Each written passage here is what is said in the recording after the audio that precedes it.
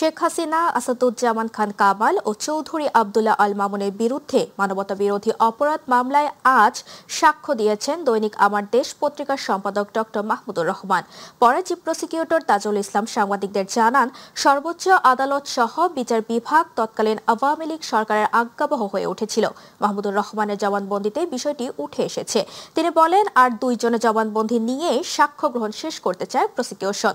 যথেষ্ট শক্তিশালী অকাট্য সাক্ষ্য প্রমাণ আদালতে উপস্থাপন করা সম্ভব হয়েছে বলেও মন্তব্য করেন তিনি। বাকি যে দুইজনের জবানবন্দি নেওয়া হবে তারা হলেন নাহিদ ইসলাম ও তদন্ত কর্মকর্তা। মাহমুদুর রহমান হলেন 46তম সাক্ষী। যে ফ্যাসিস্ট সরকার ছিল, সেই সরকারের উত্থান, সেই সরকার কিভাবে বাংলাদেশের বিরোধী দল, বিরোধী মতকে দমন করতেন, কিভাবে বাংলাদেশের একটা গণতান্ত্রিক পদ্ধতির সরকারটাকে পরিবর্তিত করে কিভাবে ফ্যাসিজম কায়েম করা হয়েছিল, সেই প্রসঙ্গে তিনি সাক্ষী ইতিমধ্যে দিয়েছেন।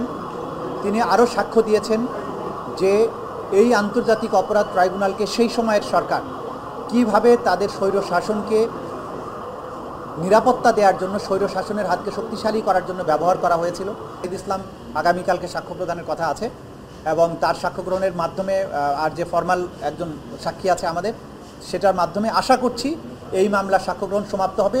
আমরা মনে করি যে এই মামলায় প্রমাণের জন্য যথেষ্ট এভিডেন্স ইতিমধ্যে আদালতে আমরা উপস্থাপন করতে সক্ষম হয়েছি। সুতরাং আর কোনো সাক্ষ্য তেমন বেশি প্রয়োজন নেই।